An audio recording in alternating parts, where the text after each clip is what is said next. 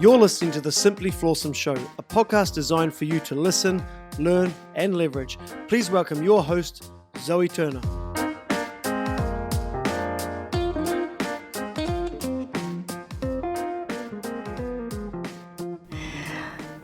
Today's guest is a lady from Russia called Anna Skigin. She's the founder and CEO of a company in Dubai called Frank Porter that helps expats, presumably not just expats, maybe locals, that helps any property owners rent their property out as a short-term rental on Airbnb or Booking.com.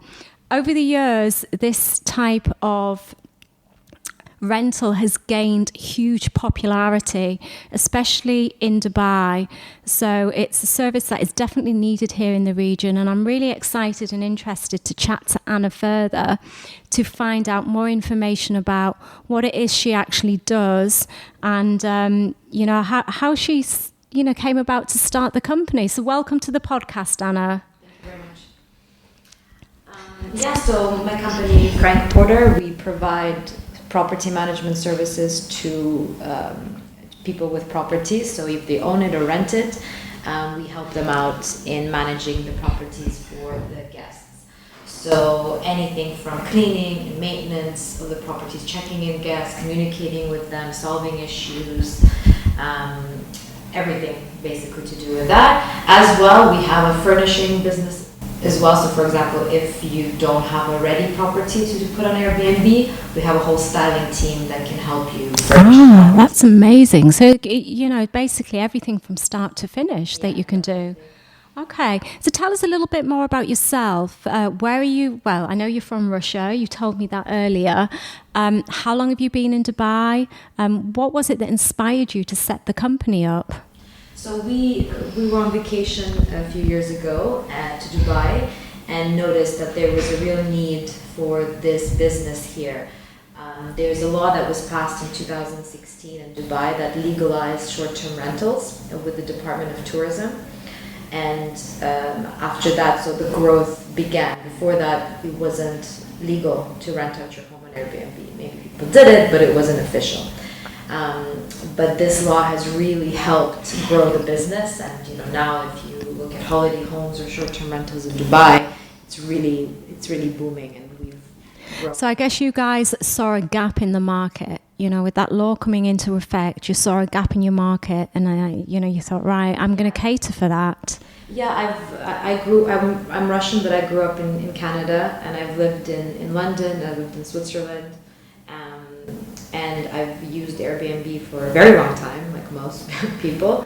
And I've rented out my own properties on Airbnb. This is not new. This wasn't new to me. But coming to Dubai, I realized this is a completely new market here. There were people I talked to that didn't know what Airbnb was, that you could even do this. This was a whole new industry. So, of course, we saw the opportunity. We moved to Dubai right away, and we launched Frank Porter. That's incredible. Before we started the podcast, I was also talking to you about how people have made a lot of money through Airbnb without physically owning property. Can you go into that in a little bit more detail? Yeah, sure. So most of our clients and around the world, most people that do short-term own their properties. However, you can also lease your property long-term, so enter into a long-term contract while subletting your property. In Dubai, this is legal, but you need to obtain the permission of the owner. But we have a lot of clients that rent properties and then give them to us to manage. So this is fully doable as well. And in Dubai, it's an interesting time currently because the rents are going down quite a bit. And there's a real sort of money. So tourism is increasing, the expo's coming up, long-term rents are falling, so you can make good money if you do long-term and do subletting. Yeah, definitely. I can see how that's a very good way for kind of individuals to make a good kind of passive income in a way, just to supplement the current income. If they have the money available to get a few long-term rentals at a really good price, and then to sublet that through Airbnb, as long as all the legals obviously have been put in place and you've got all the permits. And The interesting thing that we see as well is there's a lot of consultants in Dubai, and those consultants live, the company rents their property for them maybe, or they're here for a very small amount of time during the week. You know, they're here for the weekend and then they're in Saudi, for example, 4 days a week.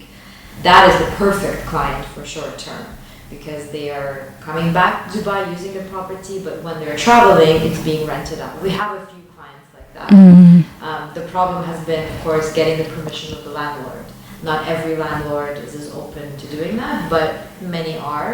And because it's such a new industry, it's been, you know, people don't understand exactly how it works, but we've seen more and more clients come our way like that. thank you. Serviced accommodation, over the last couple of years, and the introduction of Airbnb and short-term lets, it's massively changed the landscape for rentals over the recent years. What benefits does this have for landlords? So the biggest benefit, of course, is the high returns. You can make, you know, between 20 and 40% higher income if you do short term as compared to doing long term. Especially, as we said, in today's market in Dubai, where the long-term rents are falling, you can make great money from tourists. We just entered the high season. October, November, up until April, you're going to have the boom with tourists. This is especially true next year when you're going to have Expo for 6 months during the high season. So it makes a lot of sense to do short term as opposed to entering into a lease contract now for long term, which is going to be much lower than what you can achieve if you do it to tourists. If you rent to tourists.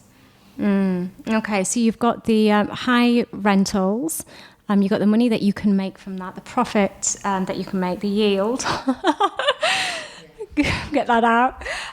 What other benefits would you say it has for landlords?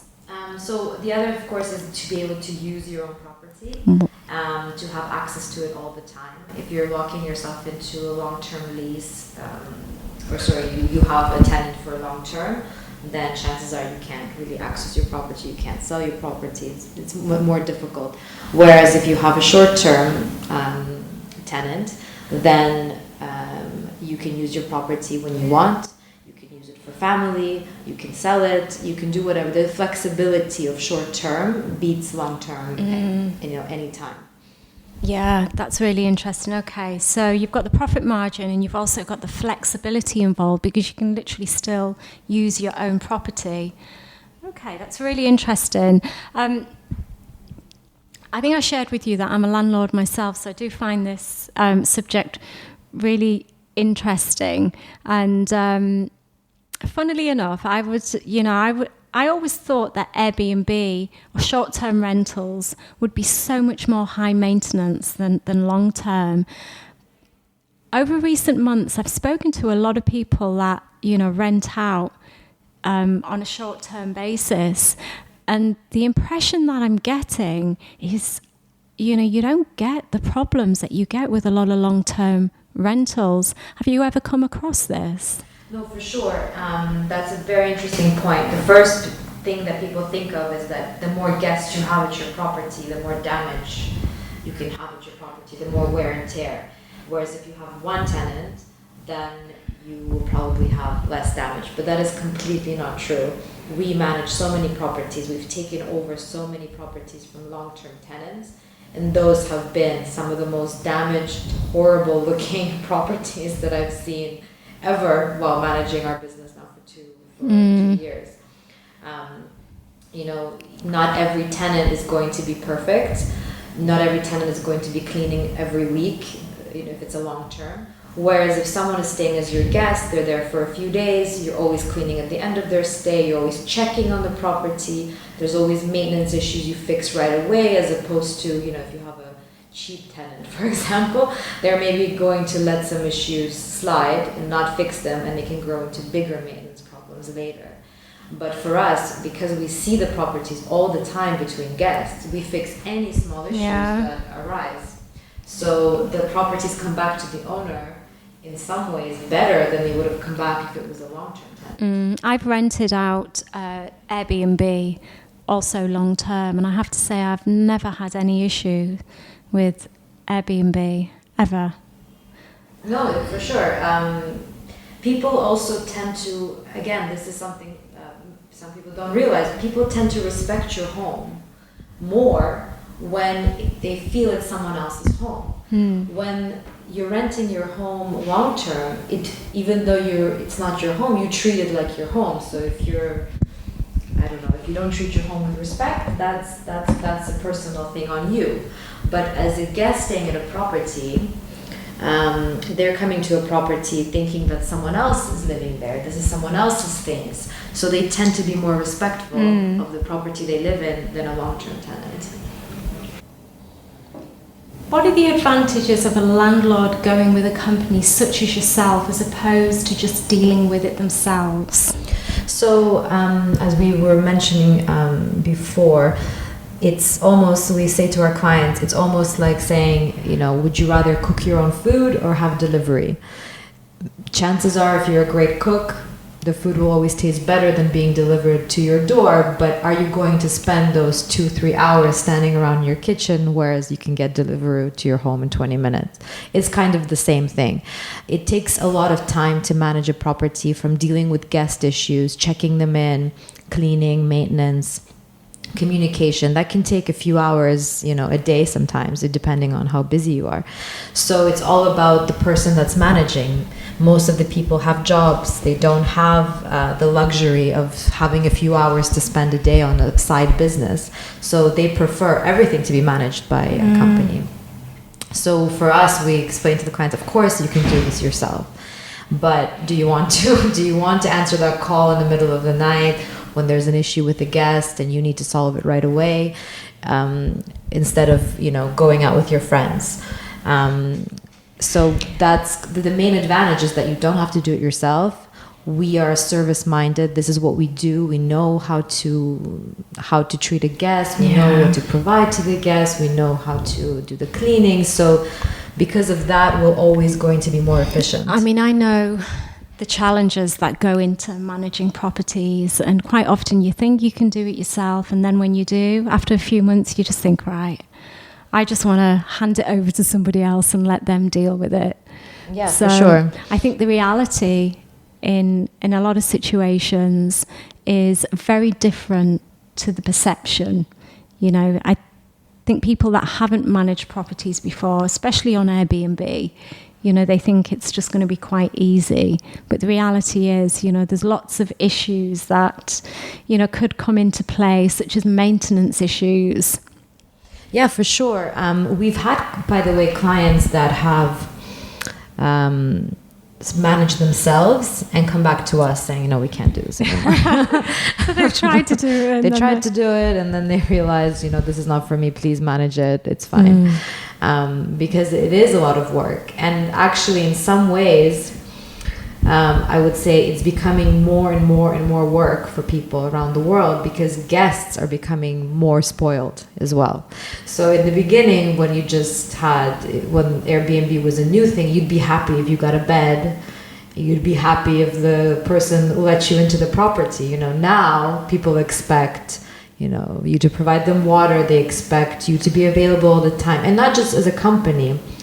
People expect that just of a regular Airbnb host. So the expectations have increased. Your pictures have to be professional, because if you just did something with an iPhone, it doesn't look as good as the competitor. So the standards on Airbnb have risen so much that actually it's becoming harder and harder to compete. I was telling you earlier about my friend who has serviced accommodation. This is in the UK, it's not Dubai. And I have to say, I didn't actually realise that he didn't own any of this accommodation. He's done it through renting long term, and then, through a good watertight agreement. But the way that he does it is very professional. Like, he gets a professional photographer to take the pictures, and, as a result of that, I'm not sure what they call them on Airbnb. I believe it's a super host or something. So, just to ensure that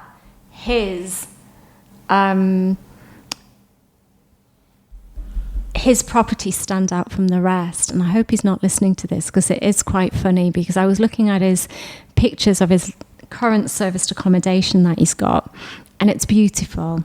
You know, it's like a show home, and he's made it quite Instagrammable. You know, he's put like the wings and everything.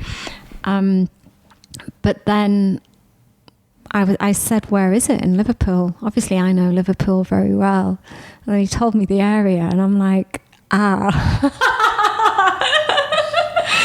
So, you know, it can be deceiving. You can have these amazing pictures, and you can say like 5-10 minutes from the city centre.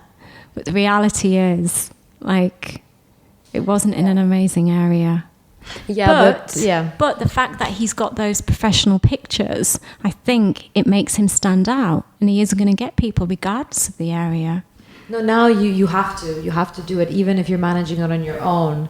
There's so much that is involved. There's so much you have to provide for the guest for you to provide that 5-star service. And also, of course, as you know, guests can review your property, and new guests book depending on the reviews of the previous guests. So all of these things matter so much, because one bad review can damage your entire listing.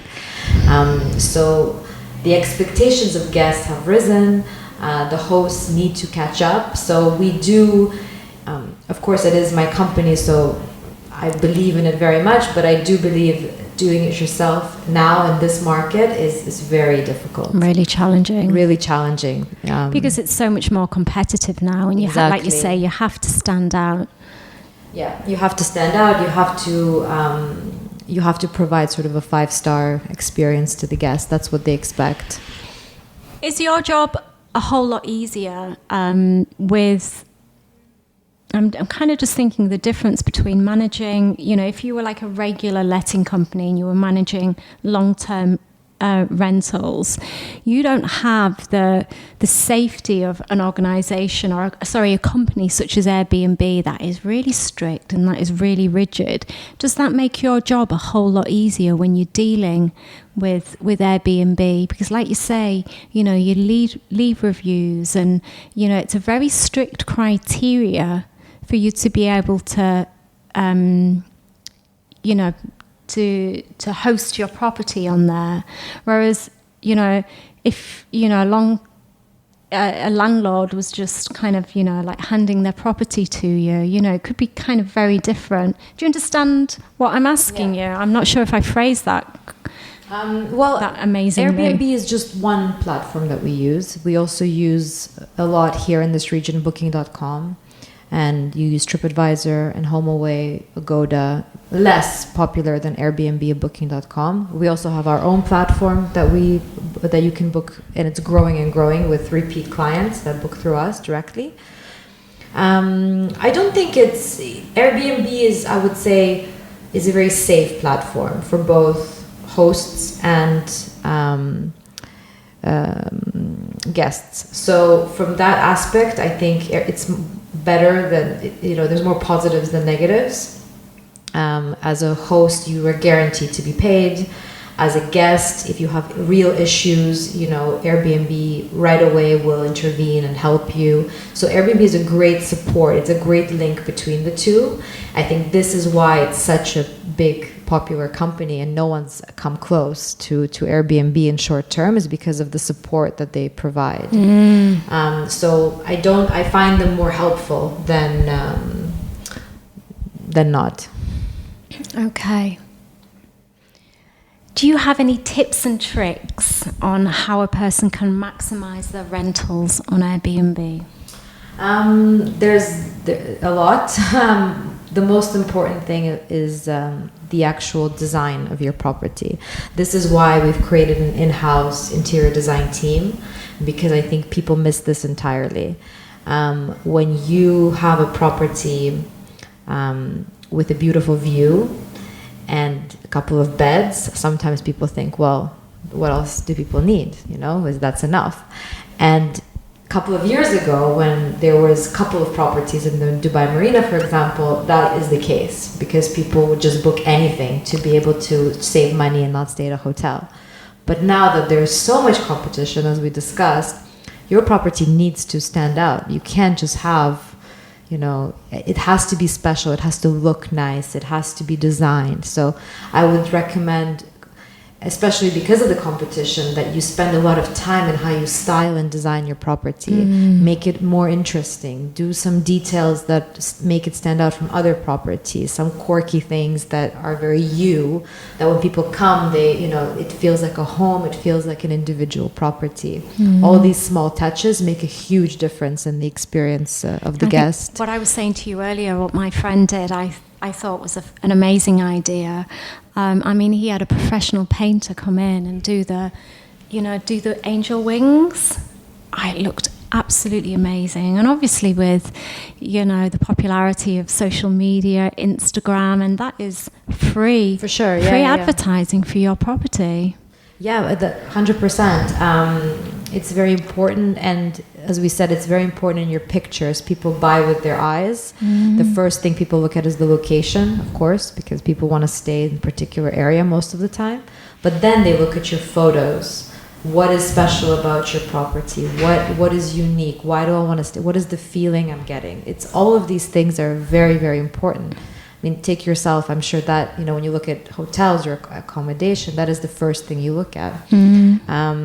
So that's definitely an important factor that many people miss. Things for the guests, so providing something on arrival. People are flying in overseas. They have a 6-hour flight, 7-hour flight, sometimes more. They're coming in the middle of the night. They're tired. They go into the apartment. They can't find it. Already there's so many hassles. They arrive and you have, water waiting for them, coffee waiting for them, some trees waiting for them. Those little touches make a so huge small, difference. and they wake up the next day, they have their coffee, then they go out and buy their stuff for the week, right? It's still an apartment, but they have that initial And is this welcome. part of the service that you provide? For sure. We provide that at every apartment. We also provide mini shampoos, soaps, so it's like a hotel. If you forgot your shampoo and you arrive in the middle of the night, we have something for you. Towels, everything is provided for the guests. That's fantastic. Sounds like they're getting a great service if they come through Frank Porter. So you guys set up 2 years ago? Yeah, 2017. Okay. When you set up, what was the competition like in the marketplace for what you do? There was a lot of companies that were doing it sort of under the radar before the law, that were doing accommodation on their own sites. I think this is what's been happening around the world before Airbnb. Service departments hasn't come on the market with Airbnb, obviously. We've had them forever, but they've been more managed by one company on their website. It's really Airbnb that said any apartment can be a service department.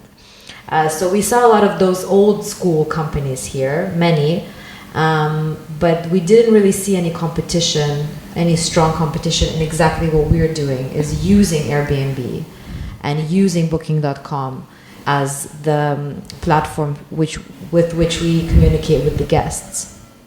Okay. So that kind of business is very, very new.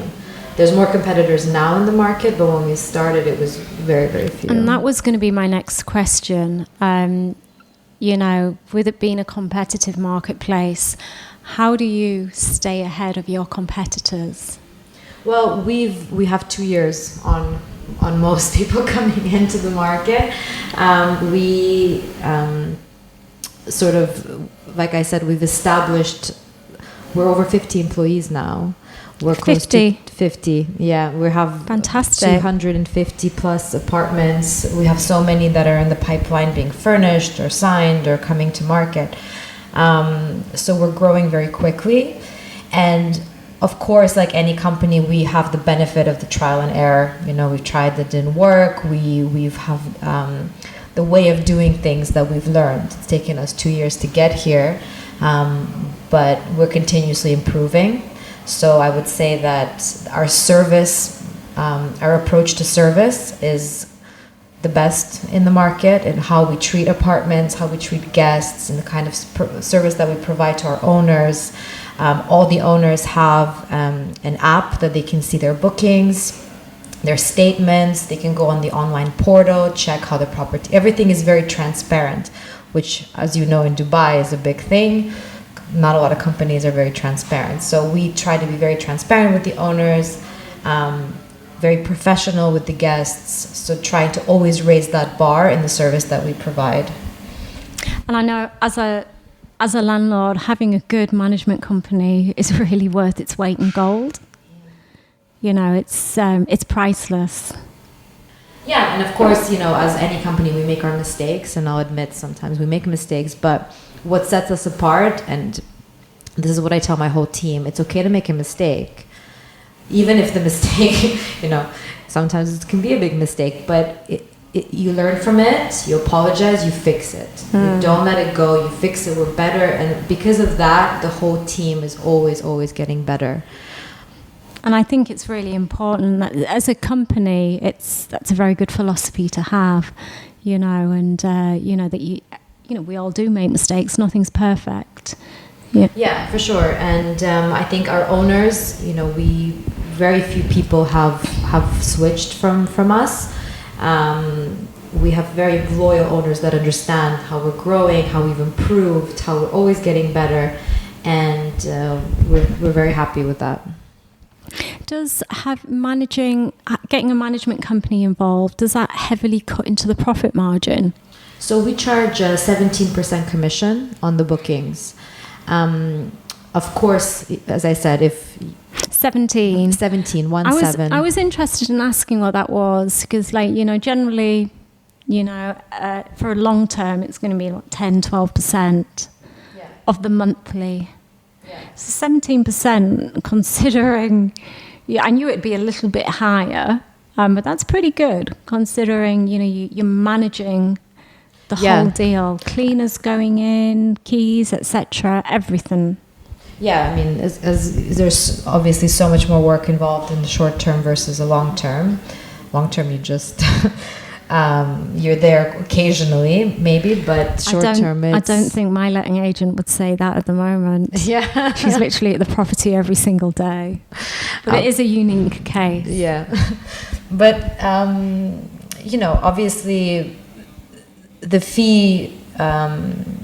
We don't believe we really developed that fee to be a fair fee. When we came, there was a lot of people charging 25-30%. Honestly, wow, that's crazy. Like, how can you make a profit when they're charging that much? I don't know. Unless you own the property outright and you don't have a mortgage on it. Yeah, and for sure we charge sort of much less than when we started, but we charge a very fair price for the type of, we're available 24/7 for our guests. Our office is open 24/7. Obviously not for everyone, but for the emergencies, it's open all the time. Like that's, we have the support. We check in guests in the middle of the night. Obviously, we have to charge a respectable fee for that. But because of also the fact that we're managing your property fully, it's not just about the check-ins and the cleanings and all of that. It's also about the pricing, right? So we manage fully the pricing of the property. And we have algorithms in place that make sure that the property is priced differently depending on the season, depending on weekend, holidays, during the week. If it's not booked, we do it that the price is lowered automatically. There's a lot of things that we do in the way that we price a property.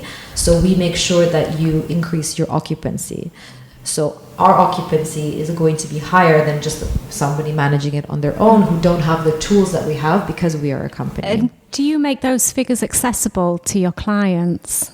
The rates? Yeah, your occupancy rates. Yeah, of course. As a whole, we're around maybe 82 overall, 82% occupancy for the year for our properties, which is very high. Yeah, that's fantastic. Of course, we have now November can be very high, can be above 90. Summers can be maybe 60. Some months, other months are higher but lower rates. So all in all, our occupancy is very, very high that we deliver to our clients. We have very aggressive strategies that if we see a property is not being occupied, we make sure we intervene and do everything for it to be booked. Okay.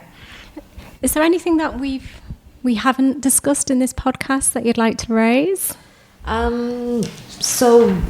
Yes, we're, as you said, we're a homegrown company. We launched in Dubai, but actually just this September, we launched in Russia, in my hometown of St. Petersburg. Yeah. Amazing. So we've launched there. We're going to be launching in Abu Dhabi in maybe January 2020.